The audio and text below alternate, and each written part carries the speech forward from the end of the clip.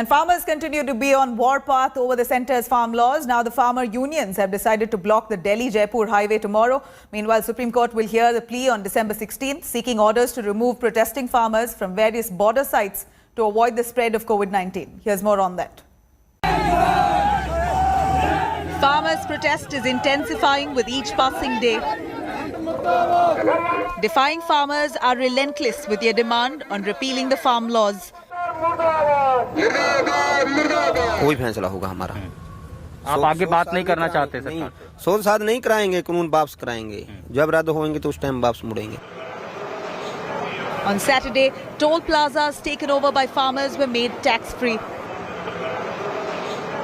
This is the toll plaza which has been freed by the farmers union. You can see about 80 to 100 farmers who have gathered here. They have captured these toll plazas and they have removed the barricades, and all the vehicles are plying right now without paying the toll. To tackle the situation, heavy security was deployed at the Agra-Lucknow border. This toll connects Lucknow to Agra, and from Agra it is directly connected via Yamuna Expressway to Delhi. So certainly the administration and the government is on alert, and the kind of security deployment is there on the toll clearly gives us an indication that the government is prepared with the kind of agitation is coming from the farmers' side. And the agitating farmers are all set to up the ante.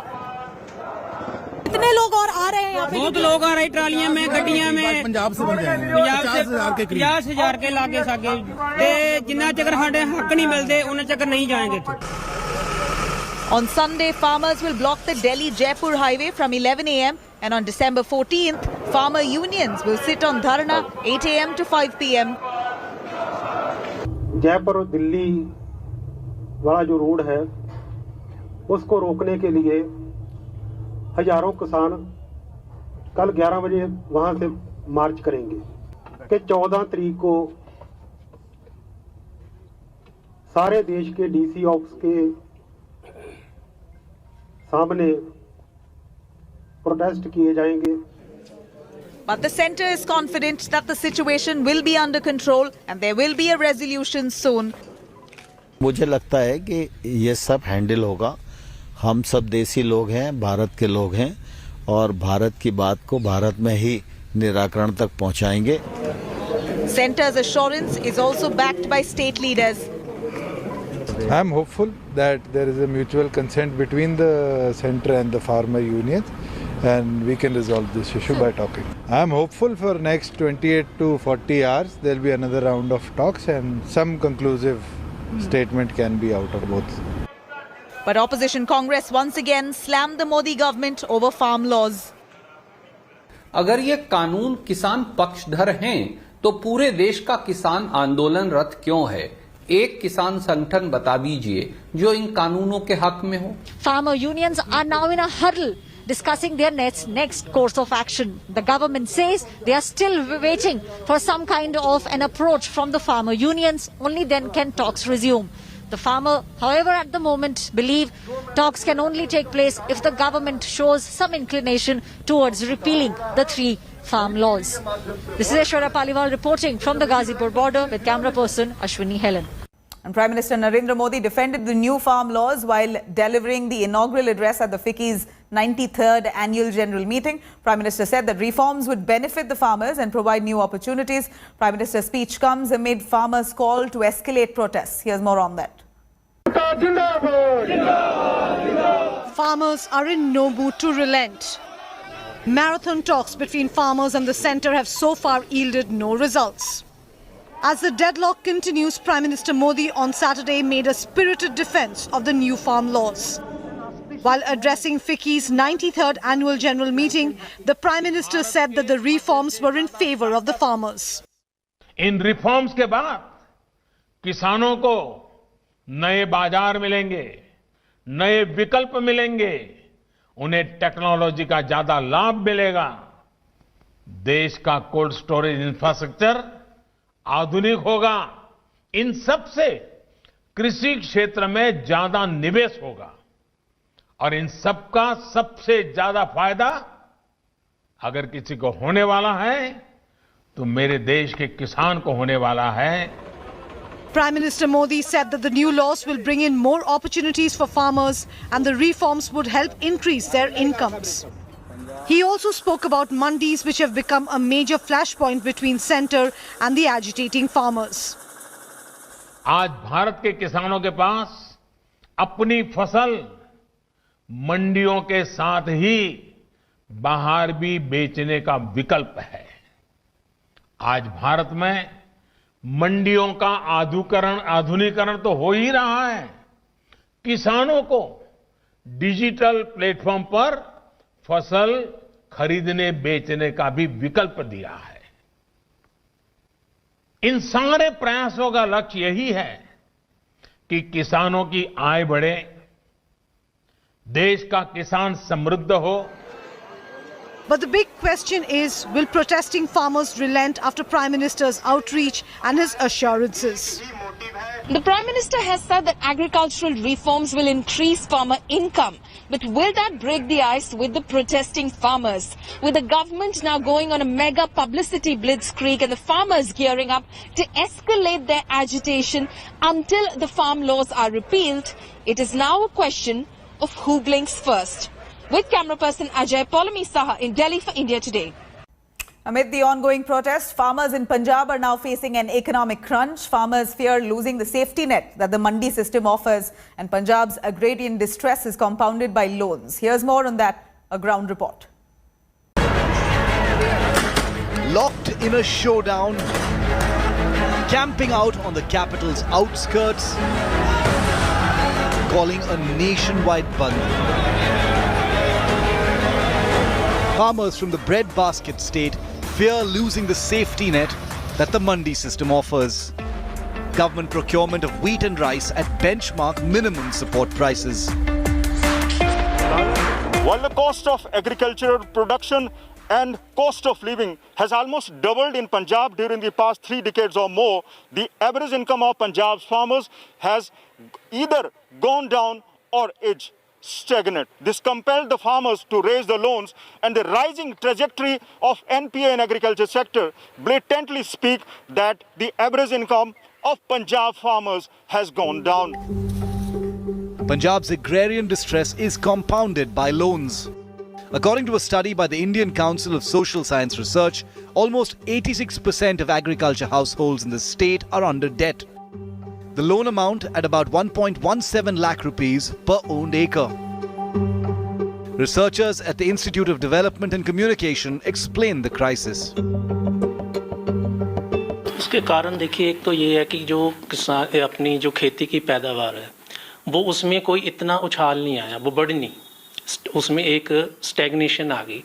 वो stagnation किस वजह से आई कि सरकार ने इसके ऊपर कोई जैसे रिसर्च एंड डेवलपमेंट के ऊपर कोई खर्च नहीं हुआ। पहले जो 60 का दहाका था, जिसको 60 ग्रीन रेवोल्यूशन का या हरी क्रांति का एक पहला फेज था, उसमें एक उछाल आया, लेकिन 80 के बाद वो गिरता चला गया। उसके बाद हालात ये हो गए कि किसान को कर्ज बढ़ गया। कर्ज बढ़ने की वजह से उसको क्या हुआ, आत्महत्या की तरफ गया। अनुमान, हमारा आंकड़े का अनुमान है वो 30,000 करोड़ रुपए से ऊपर का अनुमान है जो सरकार का अपना, उन्होंने जो कर्ज उसका, चाहे वो उसने आड़तिये से कर्ज लिया, बैंक से कर्ज लिया और कई साधनों से कर्ज लिया। तो ये अच्छा एनपीए जो एग्रीकल्चर का, पहले हम इंडस्ट्री का सुनते थे, लेकिन अब 86,000 करोड़ रुपया पंजाब का एनपीए सिर्फ एग्रीकल्चर का ही है। वो सारी एनपीए का 8.6% एनपीए एग्रीकल्चर में ही है। Among the two main crops up for procurement, the average mandi prices of wheat this year declined by nearly 7% in comparison to the last. I have a humble submission that at this time of crisis for the nation, so whenever farmers are on the roads, so my conscience does not allow me to receive this award. A senior agricultural scientist who refused to accept an award from a union minister to protest the contentious legislation, Dr. Varinder Pal Singh Walia, says farmers in Punjab are not incentivized to grow crops other than wheat and rice. I received this award, but I have a great gratitude for the Honorable Minister of Chemicals and Fertilizer and Director General FAI. Farmer गेहूं नहीं और धान नहीं उगा रहा, आप उसको वही उगाने को दे रहे हो। अगर उसको आप कोई मूल्य नहीं दे रहे मिनिमम सपोर्ट प्राइस आप राइस फीड का दोगे, किसी और का नहीं दोगे। अगर आपके पास कोई सपोर्ट प्राइस किसी फसल का नहीं है तो कैसे वो उसकी बिजाई करेगा? Experts say policymakers need to turn Punjab from a farm-based to a multi-sector economy. The way out is that we should bring about paradigm shift in Punjab's economy, which means that we should go in for knowledge-based industrial development, knowledge-based human resource, which can be accommodated in different sectors of economy, maybe within Punjab or outside Punjab. The major focus in higher education for quality education and also technical skill education, which somehow has been neglected. Frustration stemming from a range of economic factors.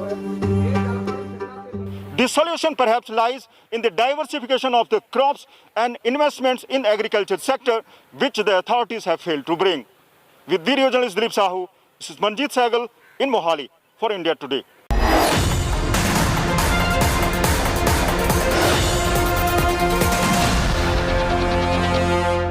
And politics in Bengal is brewing over attack on BJP President JP Nadda during his Thursday visit to Diamond Harbour. While the centre has removed 3 officers from Nadda's security and summoned Bengal's top cop and chief secretary, TMC has now slammed the centre, claiming this vendetta politics and intrusion into the federal system.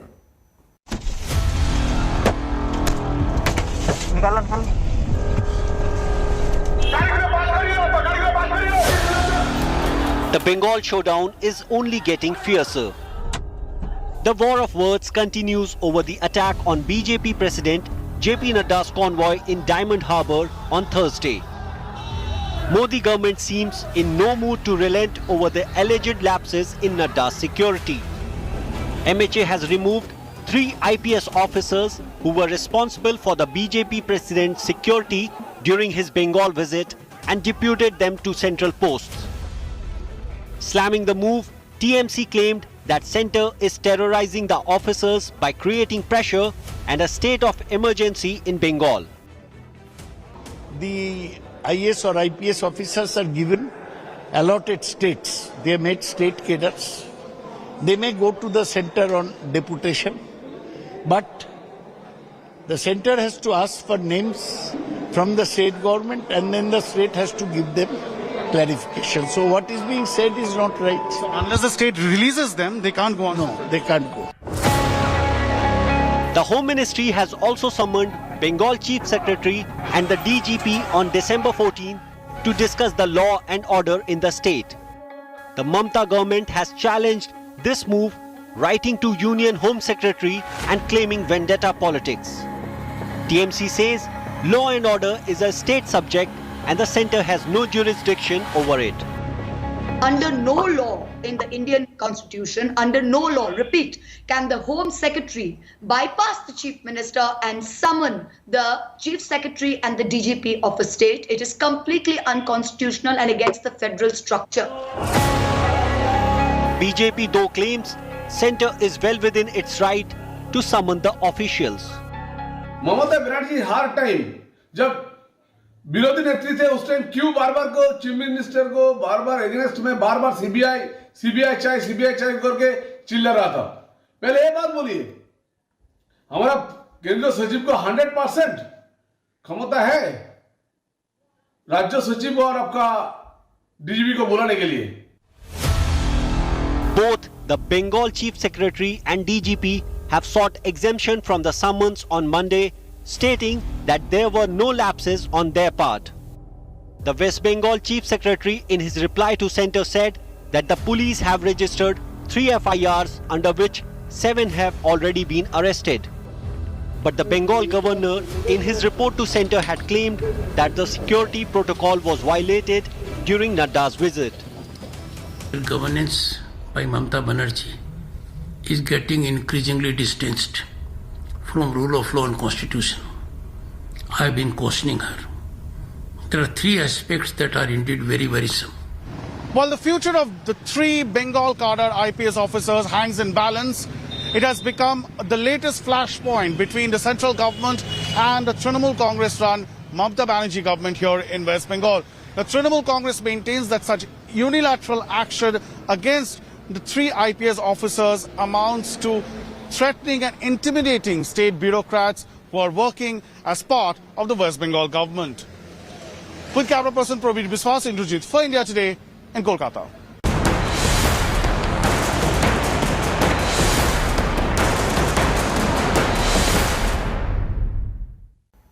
A shocking case of negligence from Kota's state-run JK Lone Hospital. As many as 9 infants died within 24 hours, triggering massive political storm in the state.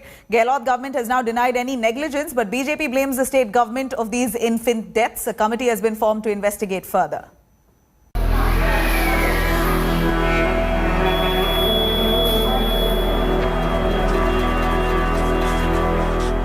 Another year and another tragedy. This is JK Lone Hospital in Rajasthan's Kota district, one of the biggest state-run hospitals in Kota. Medical apathy and negligence has once again claimed lives of at least 9 infants. Out of 9, 5 newly borns died on Wednesday night. This is the very same hospital where nearly 100 infants had died last year. Struggling with grief, the parents of the deceased allege negligence by hospital staff.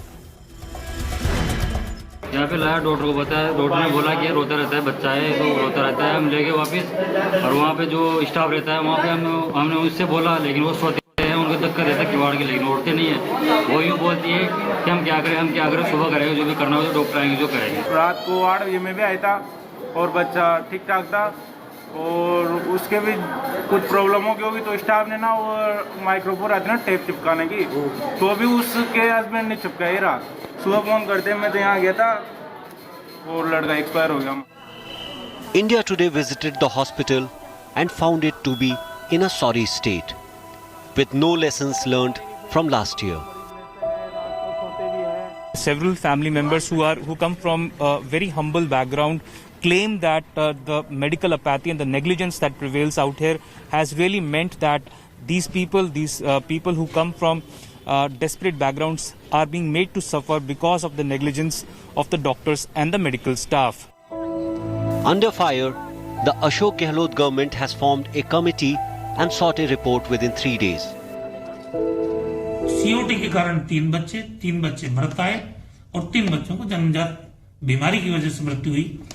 भविष्य में उनको ये साफ हिदायत दी गई है कि किसी भी सूरत में आपके इलाज की व्यवस्था इतनी चाक चौबंद रहनी चाहिए, एक भी बच्चे की मौत नहीं होनी चाहिए। बच्चे का क्या कंटिन्यूस देखना पड़ता है, आपने डॉक्टर ने एक बार कितना भी देखा, 2 बार देखा रेगुलर, उसके लिए एक्स्ट्रा डॉक्टर्स और एक्स्ट्रा कंपाउंडर जो हमारे लेवल से जो डिस्ट्रिक्ट लेवल प्रशासन की व्यवस्था हो सकती है उसकी मैक्सिमम करेंगे। और उससे भी बड़ा एक डिसीजन लिया कि जो नया वार्ड तैयार किया है उसको भी शुरू करवा रहे हैं।